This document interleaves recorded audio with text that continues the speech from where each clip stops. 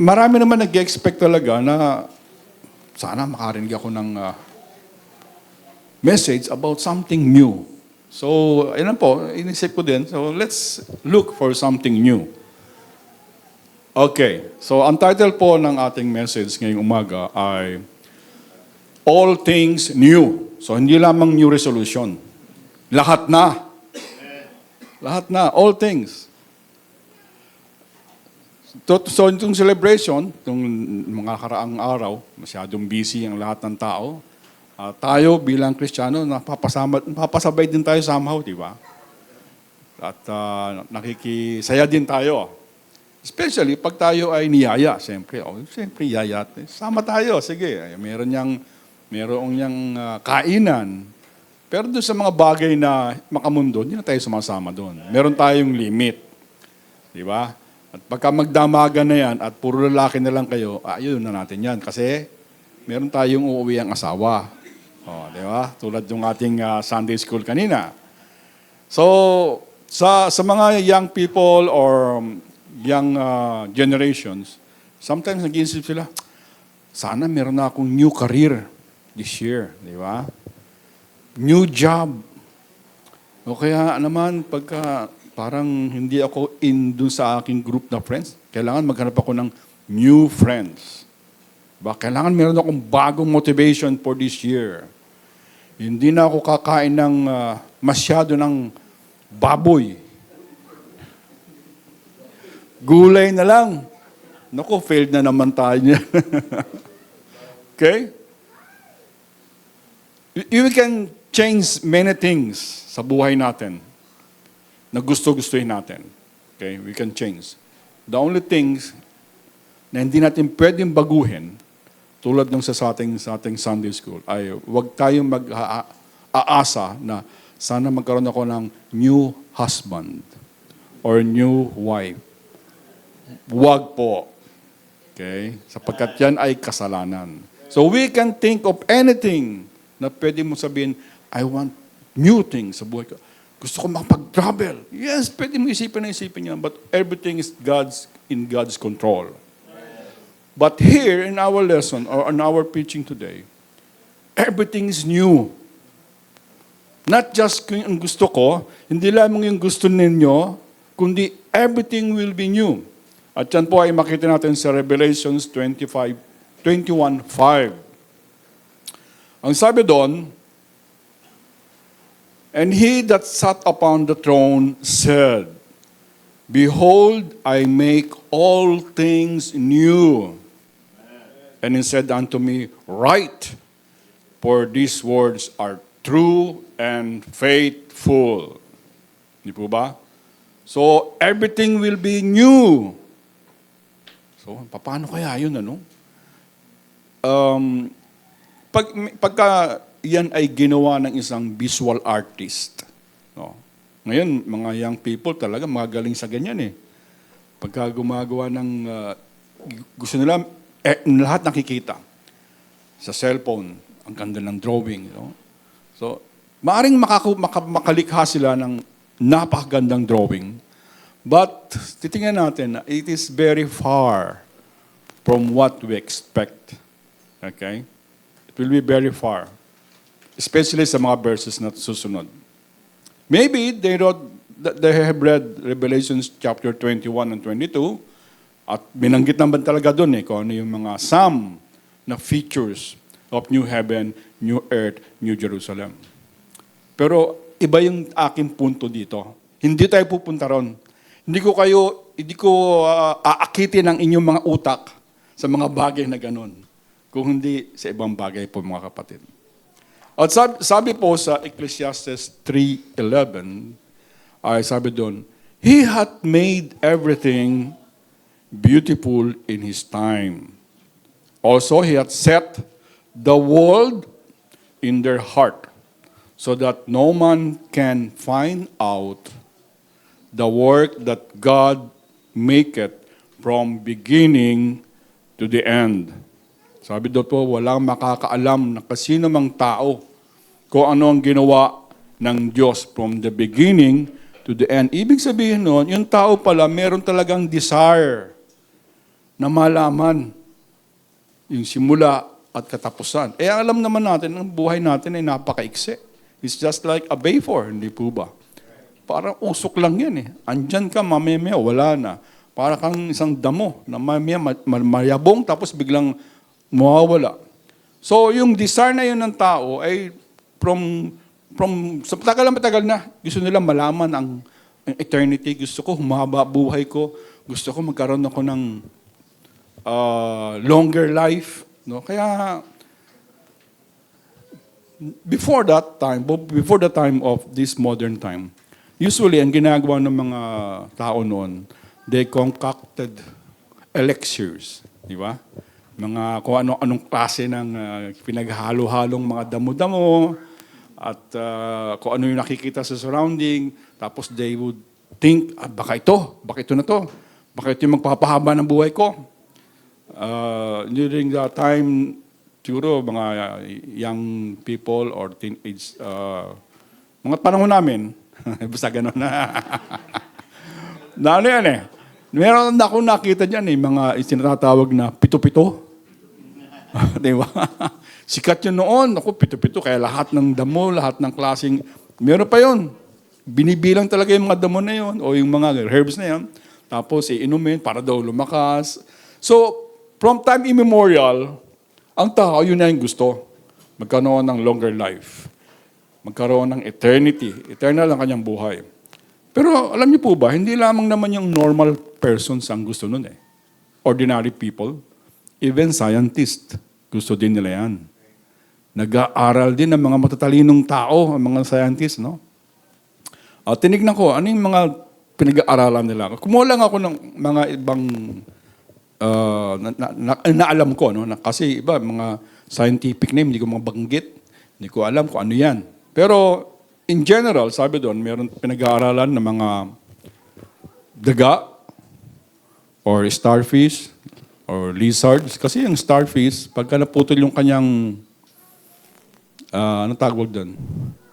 Isang tentacle, diba tutubo pa yon? Lalo naman yung lizard. Diba?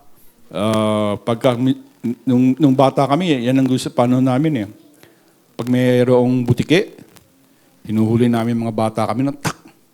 Siyempre, tatakbo yun eh. Tapos mahuhulog yung buntot. Tapos sabi ng nanay namin, wala kang problema yan, tutubo uli yung buntot yan. Tataka kami, tutubo uli yun. So, pinag-aralan din yun ng mga scientists. Paano tumutubo yan?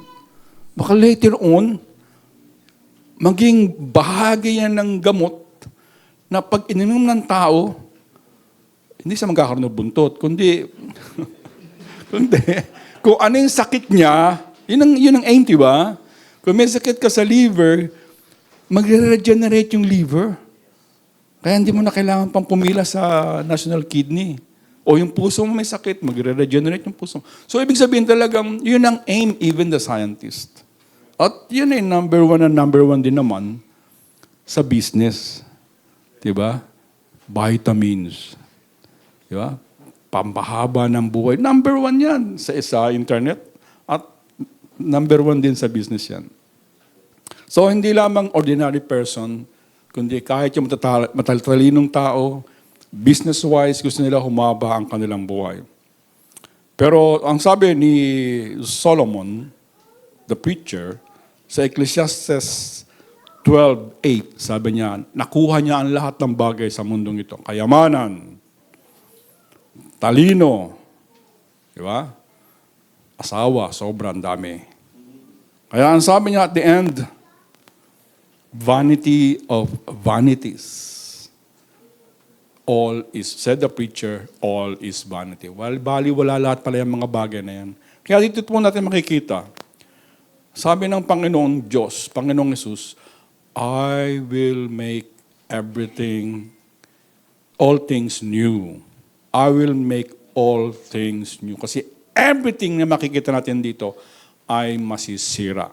Hindi lamang masisira, ang sabi sa 2 Peter 3:10, ito ay matutunaw. Tutunaw talaga. Talagang tunaw na tunaw at walang matitirang bato, walang matitirang anything. Lahat ng bagay na nakikita natin, na tinayo ng tao, na ipagmamalaki niya, lahat yan ay masisira. Sabi doon, elements shall melt with fervent heat. And also the works therein. So lahat ng bagay. Lahat ng pinag-ipunan natin, lahat ng aspiration natin, lahat ng itinayo natin mga memorial na para sa tao, lahat yan ay masisira. Sapagkat yan po ay darating ang panahon na ang Panginoong Diyos mismo ang sisira ng mundong ito. Di ba? Siya mismo ang sisira. At yan po ay nakatakda na. Ngayon, ang ating pong topic ay Revelations. At Revelation is always been a very, very magandang pag-aralan if you have the time. But masyadong maraming unknown. So we will just look at the verses and not extend so much. Kung ano yung sinabi ng verse, doon lang tayo. Okay? Let's iwas tayo dun sa, paano kaya kung ganito? Kung ganito. Hindi naman sinasabi, ito lang ang sinabi, dun lang tayo. Okay? Kasi pag ginawa natin, i-extend natin and i-extend ang sinasabi sa Revelations, baka kung saan tayo mapunta. Delikado po yan. So sabi muna, punta muna po tayo sa verse 1 ng Revelations 21. So, yung bagong sabi ng Panginoon na I make all things new, ang una po niyang gagawin ay sabi sa verse 1, kung you have read all the Bibles, and let's read it, and I saw a new heaven and a new earth, for the first heaven and the first earth were passed away, and there was no more sea. Okay? Sabi doon, new heaven and new earth. What a wonderful work of God. Diba? In the first day, God created heaven and earth. The first day of creation. So we can say na yung pagbabag, yung new heaven and new earth, ganun din siguro yun. Ano? Maaring ganun din yun. Within that time na natunaw ang mundo, ando na agad yung new heaven and new earth. Hindi na kailangan ng millions and millions of years. Just one day, God can do that miracle. He has created it in one day. Itong new heaven and new earth, ganun din mangyayari dyan. Pagkatunaw ng old earth, meron agad new heaven and new earth. Pansinin po natin, sabi sa verse 1, okay, merong kulang. Diba? May kulang. Ano yung kulang?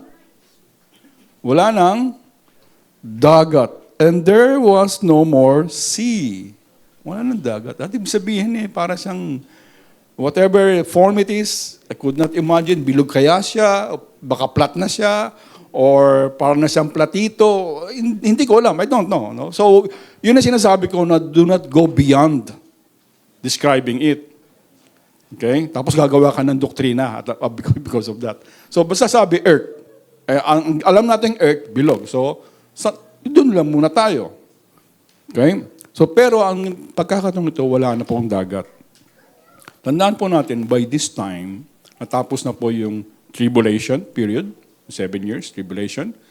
Tapos na rin po yung millennial kingdom. At si Satan, the devil, the serpent, ay nakakulong na po, tinapon na po sa dagat ng apoy. Kasama na lahat ng evil, lahat ng demons, lahat ng unbelievers. Lahat ng lumapastangan sa ating Panginoong Hesus, lahat ng mga tumanggi sa kaligtasan, yung ayaw manampalataya sa Panginoong Hesus, lahat ay kasama ni Satan, the devil, doon sa dagat-dagat ng apoy. Kaya wala na po doon ngayon sa senaryong ito, ang devil. So there's now new heaven and a new earth. So this is a new kind of creation. Di po ba? At ang pinaka-highlight nga po dito sinasabi ay walang tubig. So, kung walang tubig, ibig sabihin po, kasi ano ba yung tubig sa ating buhay ngayon? Di ba, napakahalaga niyan? Kasi, especially ngayon, isa yan sa business na malakas, water. Every corner may tubig. Di ba? Kasi nga naman, ang tubig ay sa buhay ng tao, sa buhay ng mundo, 60% ng water sa mundo, sa earth, 60% daw. Okay? Hindi. 60% yung katawan natin, ang bahagi niyan ay tubig. Kung ang katawan natin ay pipigain yan, ang makukuha niyan 60% ng katawan natin. Kaya yung pag tinimbang tayo, kung 100 kilo ka, 60 kilos ng katawan mo, tubig. So mahalaga talaga ang tubig, ano? Okay. Kaya nga sabi ng mga doktor, kailangan tayong uminom ng tubig, 6 to 8 glasses of water a day. Importante po 'yon, no? Kung doon sa Saudi Arabia, ang haba ng introduction ko, Sorry. Sabi, attention ko, tapusin ko na yan. Tama na. But then, water also is a source of life. Alam po natin yan. Pagka kailangan natin halaman, kailangan natin ng tubig, source of commerce sa tubig, diba? Then, so makita po natin, hindi na kailangan ng titira na nakatira doon sa new heaven ng new earth ng source of life na galing sa tubig. And yet, they are living. So, hindi na kailangan ng tubig at that time. Okay? Hindi na tayo mauuhaw. Although, mayroong living water. May rivers of living water. Okay? So this is a different kind of world. This is a different kind of new creation where there is no water. So not only that there's no water, sabi doon. So verse 2, sabi dito, and I, John, saw the holy city, New Jerusalem, coming down from God out of heaven, prepared as a bride adorned for her husband. So ano yung pangalawa niya nakita? So new heaven and new earth. Okay, I could not describe how it is. No, we can just visualize in our head na parang siguro ganito. But then ito maliwanag. Sabi to, since nagunaw na yung old earth, so wala lang landmark. But then there's a new landmark. Sabi doon, the New Jerusalem, coming down from heaven. Umubaba daw ganon, bumababa. Kaya nung magkaroon tayo ng game dito, sabi, New Jerusalem. Naglagay ko, araw-araw down hindi rin nakuha Anyway, sabi doon, the holy city. So this new earth, new heaven, and then there's the New Jerusalem. Ang pansinin po natin dito, of course, we cannot do again, huwag natin extend masyado yung ating imagination. But kung sinabi po dito na, this New Jerusalem that is coming down from God out of heaven, anong description sa niya? It was prepared as a bride adorned for her husband. Prepared. Nihanda. Okay? Hindi ito isang building na empty, na pipinturahan pa, nalalagyan ng ilaw, lalagyan ng aircon, lalagyan ng silya na unti-unti tinagawa. Diba? Saka sometimes we feel uncomfortable kasi unti-unting ginagawa ang ating building. But this structure, sabi doon na New Jerusalem, is coming down from heaven, prepared, handa. May nagawa. Pagka sabihin prepared, may naghanda pala. Saan hinanda yun? Sino naghanda? Ang naghanda po, sabi sa John chapter 14, verse 1 to 3, ay ang ating Panginoong Jesus. So the word prepared is also andun sa John chapter 14. Basahin po natin.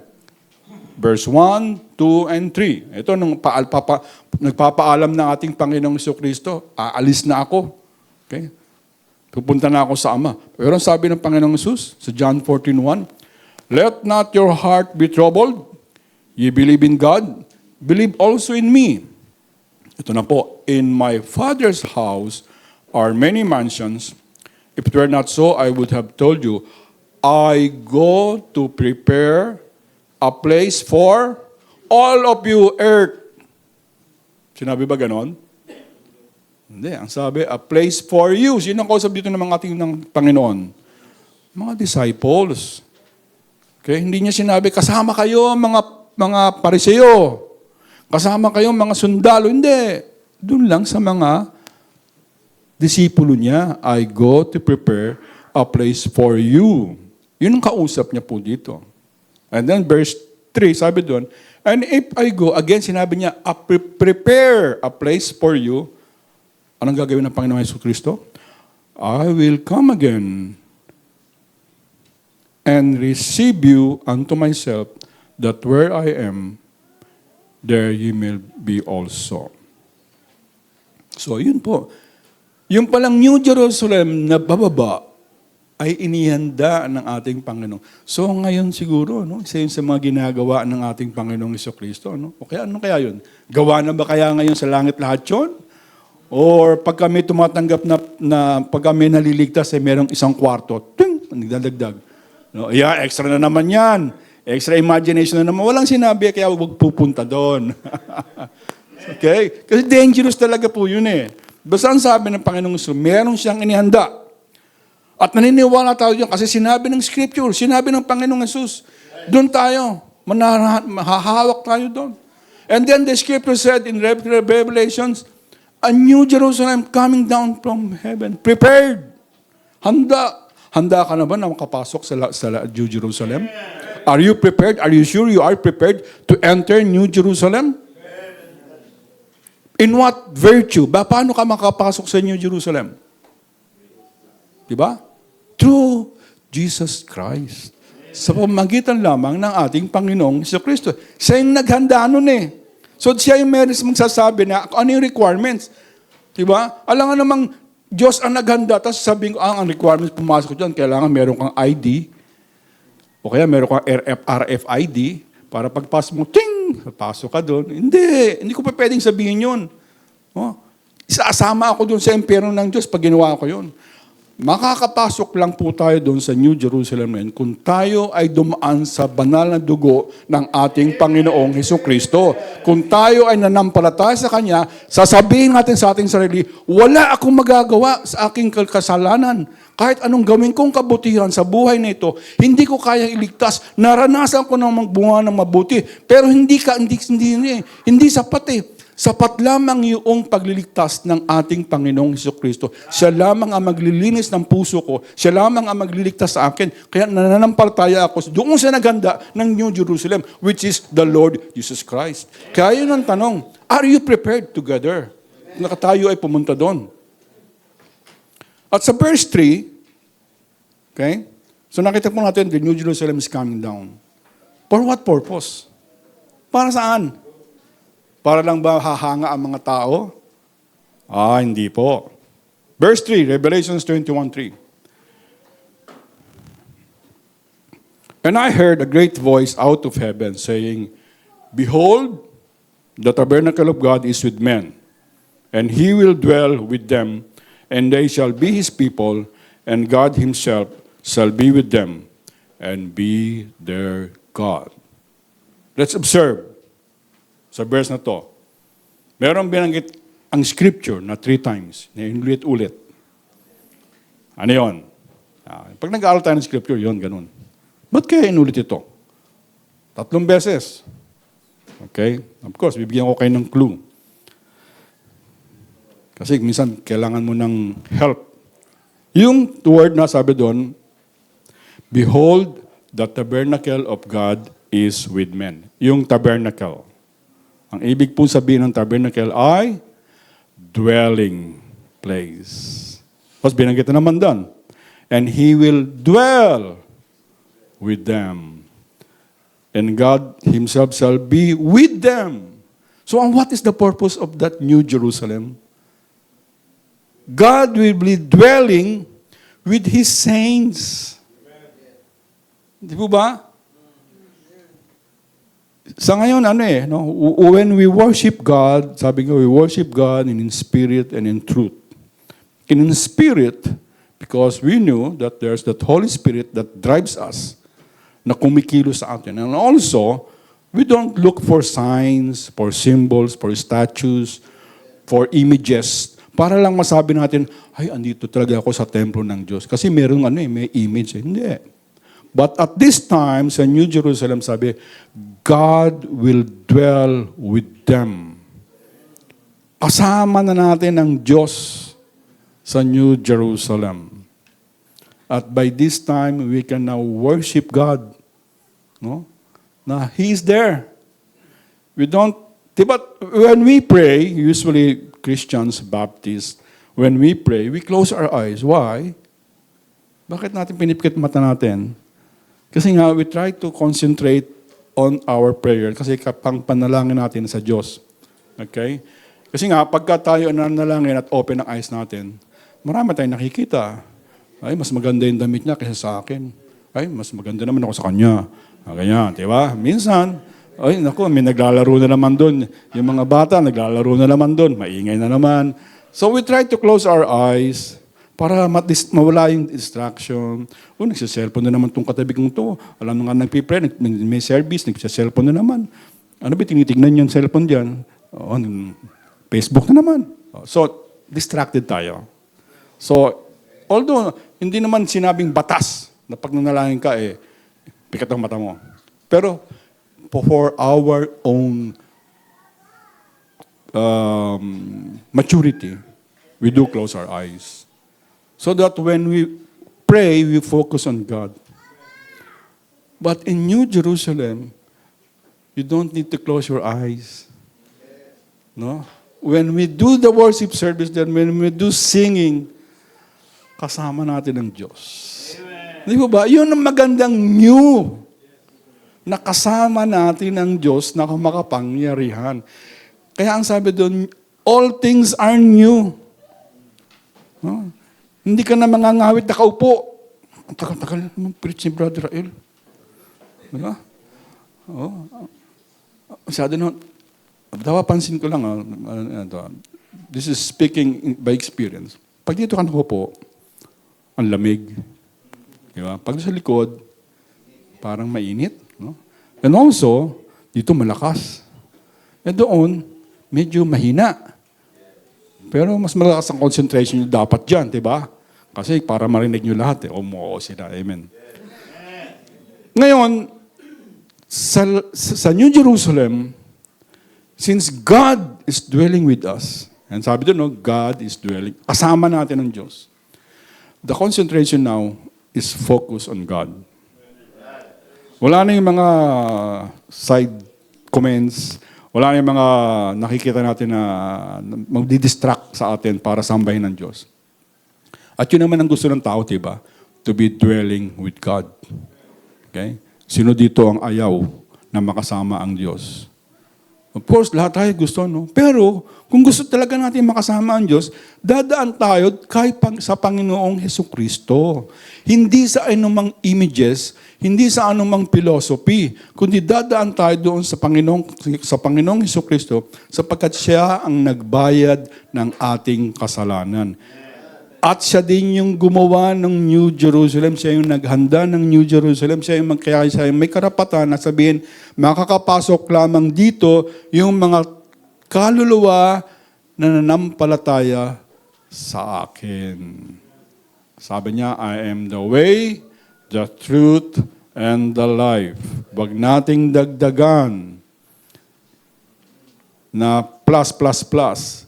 Ang kaligtasan po, pag pinag-usapan, ang Panginoong Hesukristo, it is exclusive. Ang pag-aasawa, exclusive yan. Husband and wife, preaching. Ang kaligtasan, exclusive din po yan. Open sa mga tao, pero ang paraan ng kaligtasan, exclusive. Panginoong Hesukristo lamang. Through His blood. When we believe, yun lang po. Sa ngayon, walang exclusive. Everything is open. Everything is accepted. Pag sinabi ko na ako ay babae, dapat tanggapin mo. Naku, papagalitan ko na asawa ko. Di ba? And I hope that philosophy, that evil philosophy, that evil thought will not come to the Philippines rampantly. Okay? Kasi sa ibang bansa, masyadong talagang, even the government is pushing for it. Kilalanin mo, sinabi niya, ano siya, dapat kilalanin mo yan. Biro mo, passport, punta ka sa passport. Gender, X. Punta ka sa Saudi Arabia, hindi ka makapasok dun. Diba? Kasi may ikpit din dun. Okay, so nakita po natin that God is dwelling now with His people. Okay? And we will experience truly and faithfully yung tunay na pagsamba sa Diyos. We will experience, hindi ko naman pwedeng i-highlight pa kung anong klaseng experience yun. No? But then, kung titignan natin talaga kung anong klaseng experience, let's go to verse 5. Okay. Ito yung text natin eh. 5 muna, no? And he said, and he that sat upon the throne, behold, I make all things new. And he said unto me, write, for these words are true and faithful. So we cannot experience how it, you cannot comprehend how it is, paano yun. But then it was described in verse 4. Okay? Ito yun. Paano tayo, pag tayo ay kapiling ng Diyos doon sa New Jerusalem, how is the experience? In verse 4. Ito na po. Sabi doon sa verse 4, and God shall wipe away all tears from their eyes. And there shall be no more death, neither sorrow, nor crying, neither shall be any more pain, for the former things are passed away. So, okay, ito ngayon, hindi na natin kailangan mag-imagination. Hindi natin kailangan mag-imagine, how is it to dwell with God? Hindi na natin kailangan mag-imagine na paano kaya yung pag lumalakad na ako kasama ng Panginoong Jesucristo sa New Jerusalem, ano kaya ang itsura namin, anong itsura ko, ganun. Hindi, no? Ito ngayon ang kayang-kaya nating maisip sapagkat lahat ng bagay nito sa verse 4, we experience. Ano yung mga na-experience natin? Tears. Diba?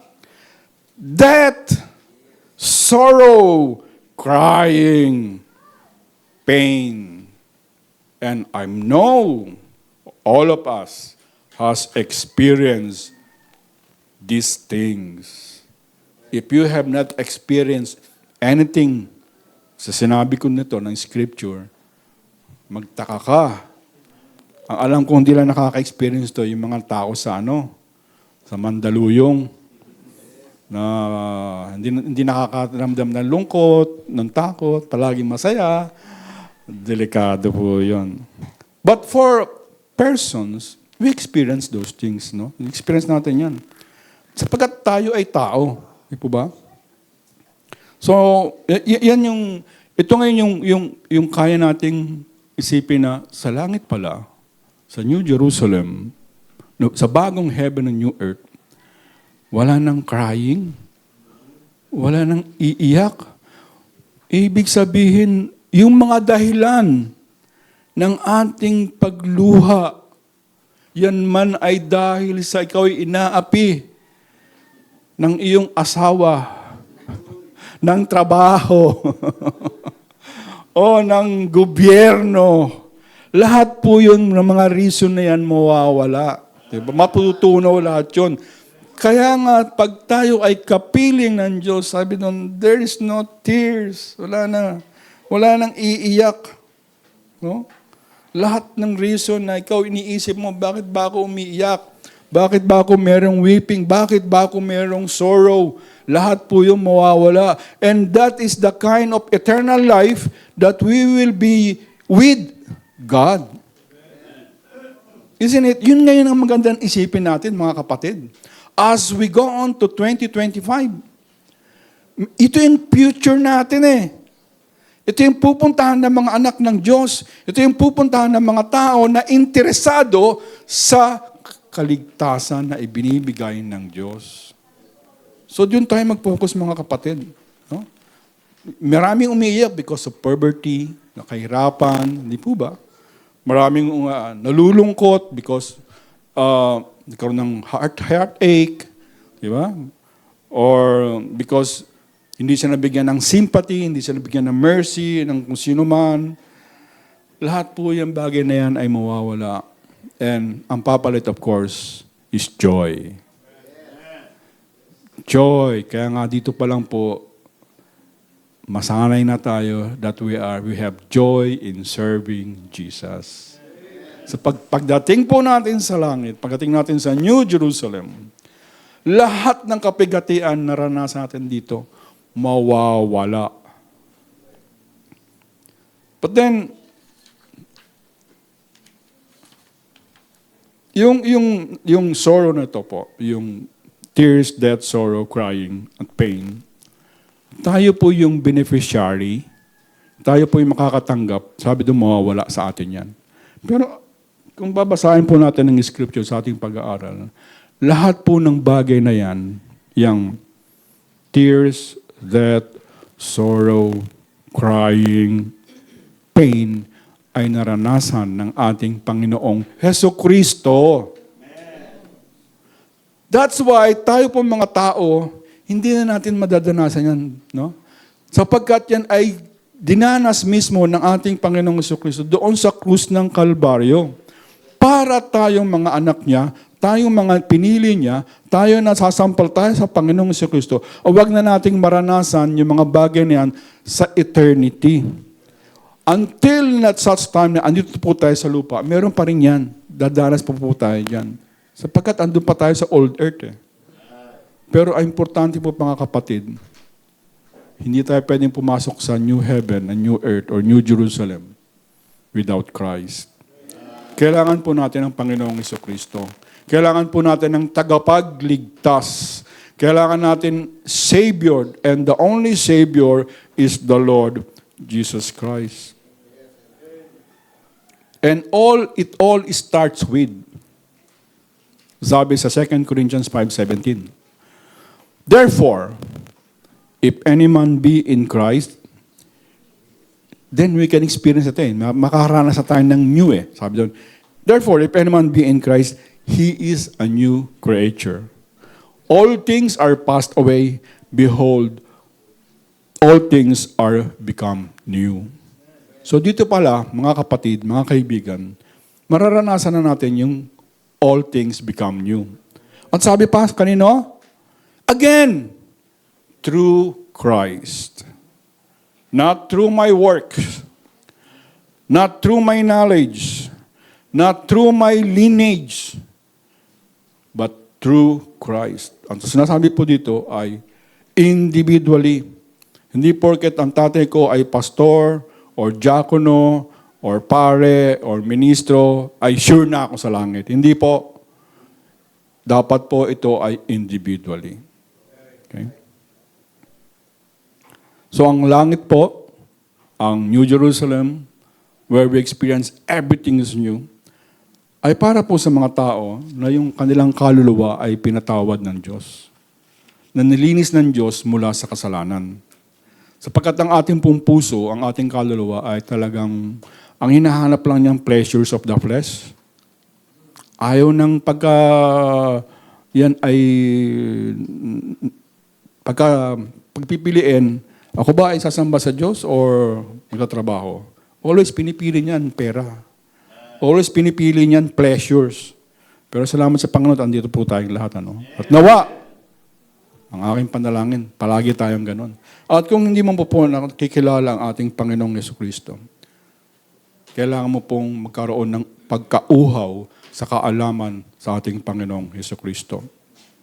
At ang panalangin ko po mga kapatid, mga kaibigan, nawa ay buksan ng Panginoong Diyos ang iyong puso. At may realize natin na totoo nga ang sinasabi ng Scripture.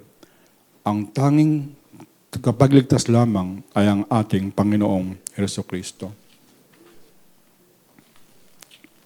Ngayon sa lupa, sa buhay po natin dito sa lupa, ay wala pong perfect things. No? We will experience more pains, more sorrows, sa lahat ng bagay ng bahagi ng ating buhay. No?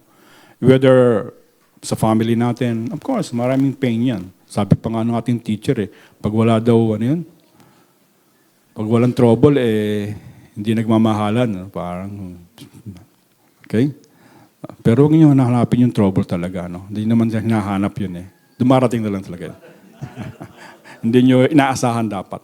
Okay? May inaasahan niyo, may trouble, may sorrows. Pero hindi kayong dahilan. Kaya umiiyak asawa mo. So in his life, there are many imperfections. Whether it's family, whether it's church, government, or work, or friends, no? Marami. No?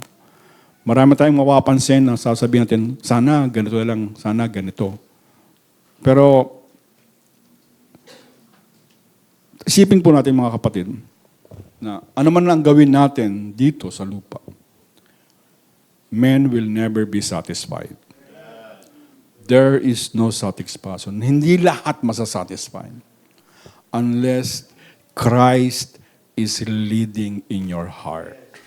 Unless Christ is dwelling in our hearts, then we will be satisfied with that imperfection na nakikita natin dito sa lupa. Kasi we knew na hindi naman lahat ng bagay kaya nating baguhin. Di po ba? Pag pupuntang natin sa church nito, dati, diba? Ang putik. Salamat Panginoon, meron ng semento, meron ng loop, meron ng bato. Okay? So, unti-unti na lang, baka later on, magkakaroon na tayo ng parking attendant dyan.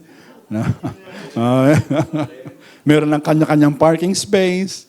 Pero until such time, mga kapatid, ang gagawin natin, magrereklamo tayo na magrereklamo, sana may ganito, sana may ganito.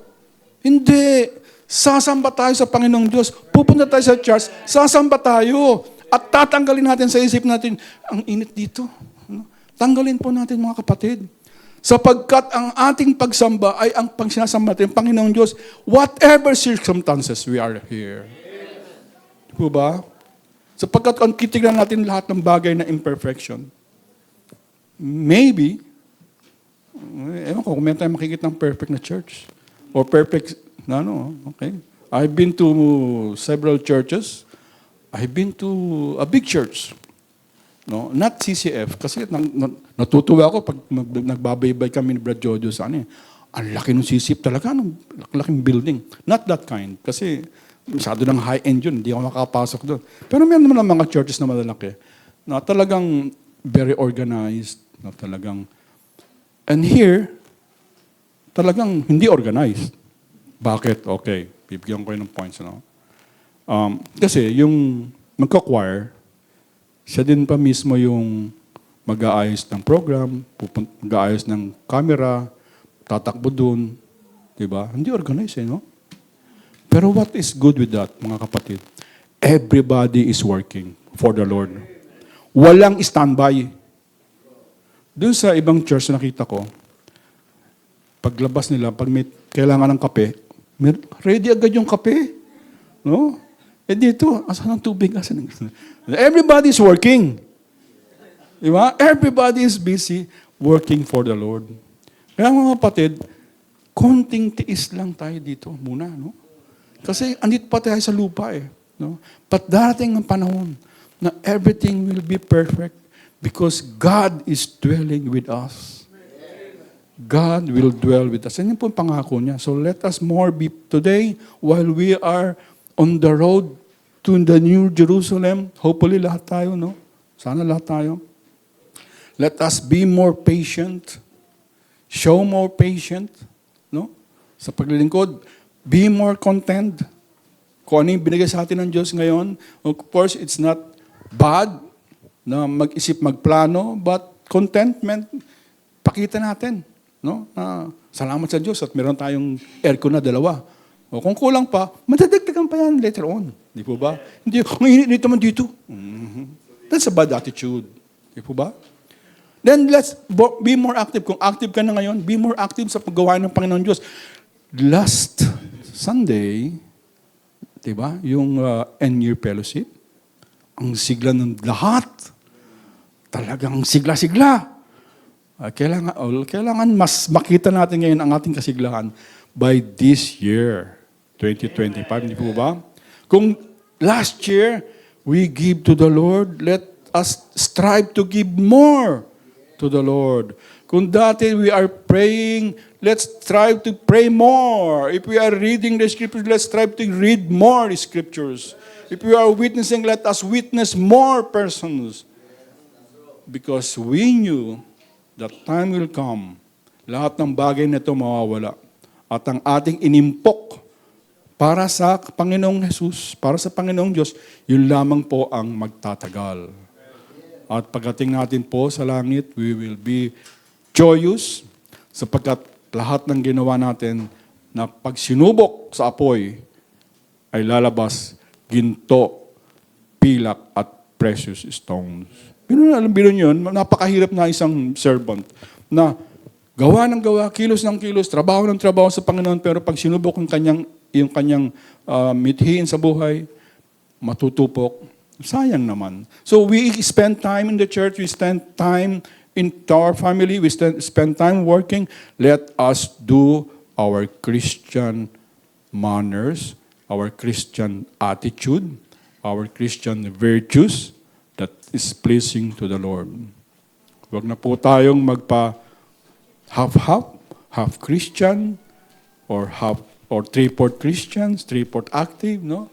Full-time na po natin, mga kapatid. Because that is the only thing na pwede po nating masabi na truly, I am a new creature. Salamat po sa Panginoon.